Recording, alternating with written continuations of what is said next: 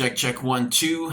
Welcome everybody to the Broke Investor. My name is Crypto Antonio and I love silver. Nothing you see here is financial advice. Do your own research or any project, investment, coin, or trade. Please like and subscribe so you can get new content and this can be out on the algorithm. So, silver investing, right into it. We've talked a lot about silver on the channel before. I like silver because it's a monetary metal and an industrial metal. But let's say you don't know much about the precious metal space, but your grandfather or your great grandfather or somebody in your life has told you to buy silver. I'm going to tell you why they said that. So basically, historically, silver has been a monetary metal. So what that means is it's always been considered actual money. Gold and silver are money in its purest form. Back in the ancient days, biblical days, Egyptian, Aztec, ancient civilizations always used silver and gold as money. In today's world, gold is a store of value, which means it's basically used for jewelry and for saving. Gold is used in electronics, but not so much as silver. Gold mainly it's the, like I said, it's the store of value. You put it away, it holds its value. It's rarely used for things other than jewelry, like I said. Silver, on the other hand, basically runs our world. It's by historical measure, it's a monetary metal, but in today's world, it literally isn't everything. It's in most electronics. It's in all EVs.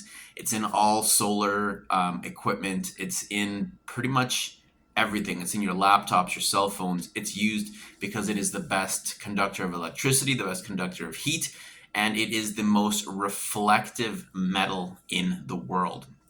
So when we think about the future of the green movement and all these things, they don't really encompass silver. And silver is going to become much more valuable in the years to come as this green agenda is pushed.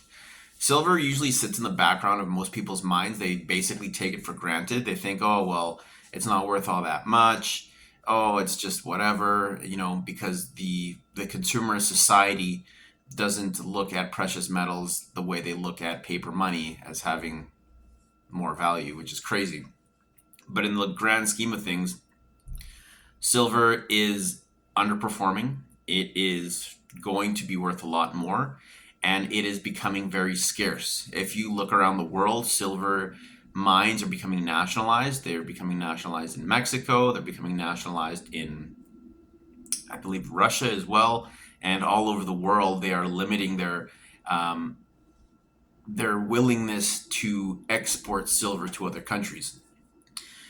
We've talked about it in previous episodes where we talked about precious metals and crypto investments you hold in your hand and not IOUs. Silver is one of those investments that you can actually, store it. You can exchange it for money quite readily at dealers, things like that. And it's going to be, it's a good hedge if you don't want to be too exposed into risky investment classes. So the reason I really like silver is because, one, it's affordable right now. I started buying silver at I think it was about $23 or $24 an ounce US. I don't know what it is right now, but the last time I checked, it was about 32. So it is, it is like any other commodity. It goes up and down.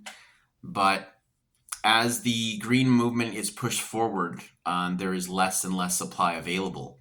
We've also seen stories, you can Google this, about the U.S. military raiding its silver stockpiles. Because what people don't know is that silver is very much needed in the defense and military sector. You can check around to see how much silver is used, but I'm fairly certain, you can Google it actually, I'm damn certain that there's 500 ounces of silver in one Tomahawk cruise missile. Now think about that. If you have an economy, well, it's basically based on warfare, that's a lot of silver that is not recoverable. So, silver in electronics, you have people out there doing urban mining. They basically take apart old cell phones, old laptops, old electronics, and they harvest out the precious metals out of it, melt it down, and basically resell it or keep it for themselves. If you have a military industrial faction that needs silver for its products, satellites, missile systems, guidance systems need silver.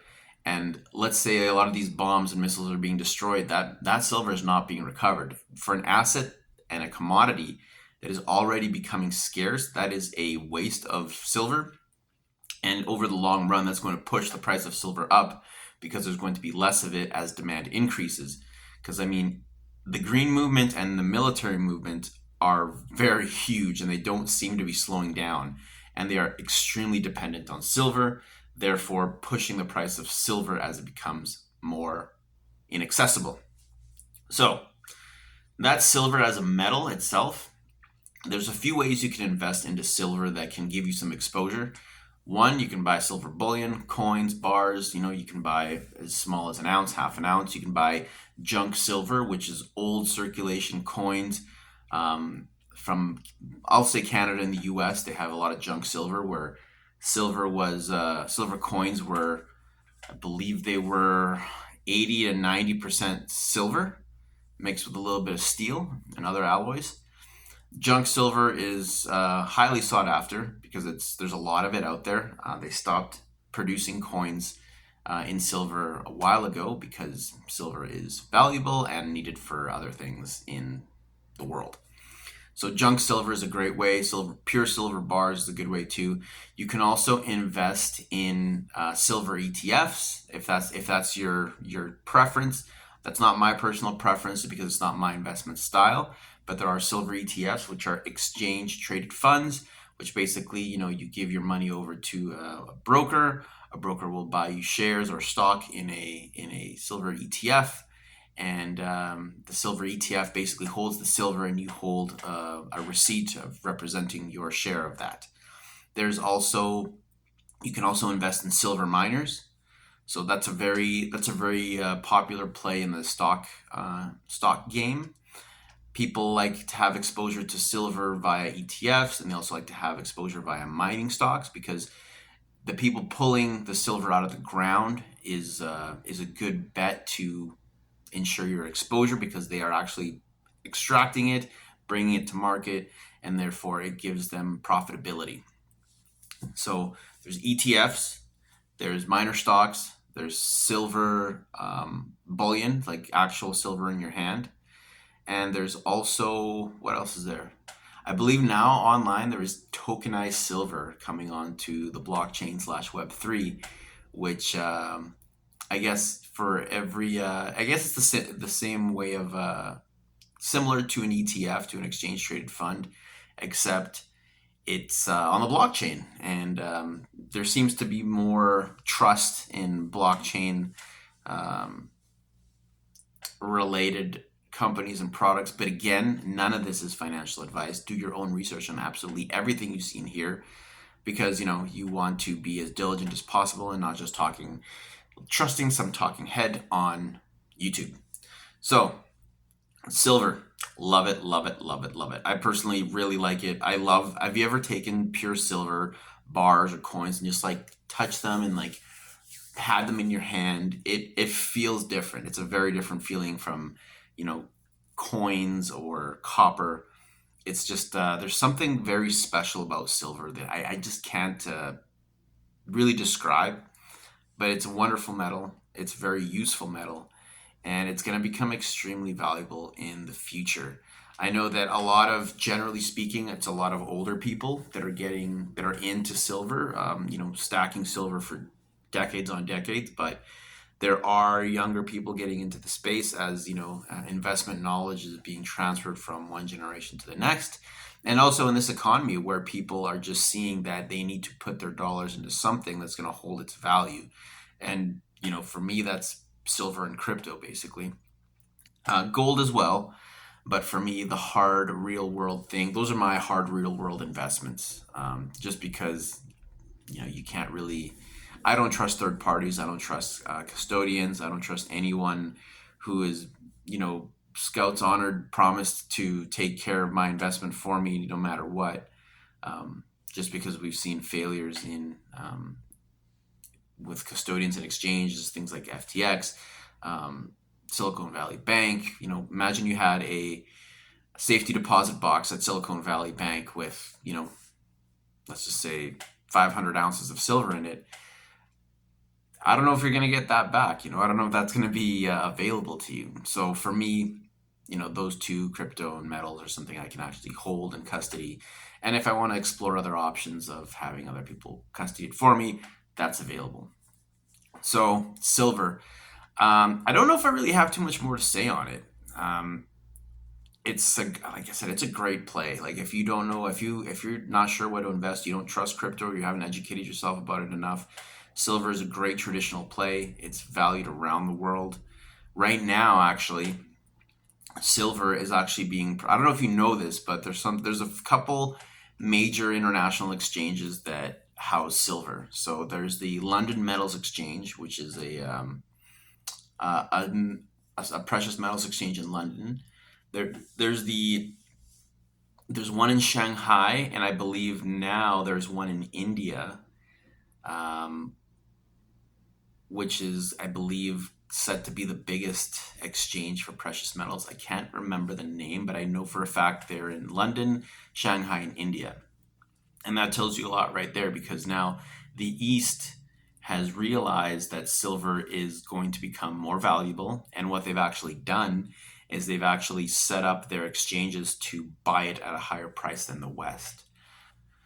That might not seem too important up front, but what that basically means is any silver from the West is going to trickle over to Asia very quickly. Because let's say you're an international player in the silver game and you have a ton of silver and you want to offload it for your customers for whatever reason. If you sell it in Shanghai, you're going to get more for it than if you sell it in New York or London. And that's called arbitrage. That's basically buying it for a certain price, selling it for a better or a higher price. And what that's going to do is the people with the physical silver in their hands it's going to get them to sell over there, and therefore they're going to accumulate more in Asia. I believe there's the Shanghai Metal Exchange has warehouses full of this stuff, warehouses of silver, which is absolutely crazy to think about. But they're going to be holding it, and of course they're going to be using it in their in their solar, because China produces a lot of solar products, in their EVs. But a good amount of it is going to be for investment and for holding and for getting back to that monetary purpose. So that's why silver is going to be a big deal. And right now, it's nobody talks about it. It's just this whatever. It's going to be until it's going to be overnight. I think that silver is going to basically be in headlines and in everyone's mouth and on everyone's mind. So, it doesn't hurt to start DCAing or dollar cost averaging into silver, buying your silver metal, buying your silver stocks, your ETFs, whatever the case may be, because once the use case for silver does become more mainstream, all those ways of investing in it will go up in value, and there will be returns to make. So I believe that's really all I've got to say on silver. I don't think there's too much I should be going into detail. I think it's great. I have some. I buy it as gifts. I've given it away as gift, like actual silver coins and bars. I've given it away just because it's a traditional gift. You can never go wrong giving someone silver. I think the only person that would really not appreciate silver is someone who does not appreciate the true value of it, because we value silver, we value everything in dollars, mainly US dollars. But what we don't realize is that the dollar itself, the unit of measurement, is corruptible, manipulated, and losing its value. So it's like, we're measuring things in dollars, like a dollar is still a dollar, but a dollar is not still a dollar. A dollar has lost like something like 98% of its purchasing power since like 1910. So the dollar unit stays the same, but the dollar unit value decreases over time, which is why everything is going up in price, because the dollar unit value is decreasing. So when I think of it in a really extreme way, that maybe we'll start pricing things in silver and Bitcoin, which is, I guess, pricing things in silver was the way it used to be. You would pay so much in silver for products, armor. In Roman times, you go to the butcher, or in any ancient civilization, you would take your pure silver based on weight and exchange it for goods and services. And I guess now's a good time to get into why the Roman Empire fell. And I think that's what I think we touched on this in the Metals and Crypto video. Go back and check it out. I think this is video number 13 on the channel. But the Roman Empire fell because they were engaged in so many wars, and the expansion of their empire was so vast that they needed silver to pay for soldiers, to pay for everything, to keep this engine going. And so one of the Roman emperors got the bright idea that they would just reduce the content of silver in the denarius, which was the Roman coin. Denarius, dinero, money, coin, right? The denarius was, the amount of silver was reduced from, I think it went from 100% down to a fraction. I think it was like less than 10%. I'm not exact, but they drastically reduced the amount of silver in the denarius, therefore reducing the value of the money, because people in metalsmiths were able to see this. And so they basically eroded away the value of their own currency to pay for things. It took more denarius to get anything done, kind of like today. And that eventually led to the fall of the Roman Empire. Today we see something similar happening to the US dollar. We see the US dollar losing 98% of its value. It's printed like crazy. And now countries around the world have realized that it's also a measure of control, sanctions. Countries around the world have realized that it's not in their best interest to maybe use the dollar, something that's controlled, manipulated, and printed like crazy, reducing its value. So now we see this whole movement of de-dollarization, and we're seeing talk of use of Bitcoin and cryptocurrencies, return to precious metals, and maybe stable coins are coming now online, and CBDCs, and now this whole world of alternate currencies is emerging from de-dollarization. So countries and people, organizations and institutions want a form of money that is not manipulated, that is not washed down the way the Roman denarius was washed out of silver, the way the US dollar is being washed out of value. So I guess that's the way I tie silver to today's modern monetary issues. So historically it's the purest form of money there is. It's a great metal. Like, if you've never taken silver and held it in your hands and looked at it and carried it around, I suggest you do so. It's wonderful. Same with gold. But I go with silver because silver, I feel, is, let's say you go to the coin shop or to the precious metal dealer and you want to buy some gold. You need quite a bit of money to buy just the tiniest amount of gold. It's still a good investment, by all means. Any gold in your hand is good as gold. But silver, you can get an ounce for, between, I don't know, what is it now, like $28 and $33 US. You can buy a few ounces of it. You could buy it every payday. You could buy it every paycheck. And it feels like you're actually accumulating, and your money is going into something real. So that's silver. That's how silver was compared to the dollar. Those are ways you can invest in silver. And if you have any questions on any of the things you see on the channel, please leave a comment. Please subscribe. I have no subscribers. I get people, oops, did I just spray you again? I get people liking the videos, but I have no subscribers. So be my first subscriber, interact with me, chat with me. I'll answer all your questions, or do my best to actually research the questions you have, because this is The Broke Investor. And if you're like me, you might be broke and an investor. But you know what? Being broke isn't always bad. I am pretty much like the average Joe, but you see multi-billionaires saying they're broke because there's technically no money in their wallet, but they have access to a lot of money and access to a lot of resources. We're on our journey, but that's it for today. Thank you for watching the video, and we'll catch you in episode 14. Have a good day.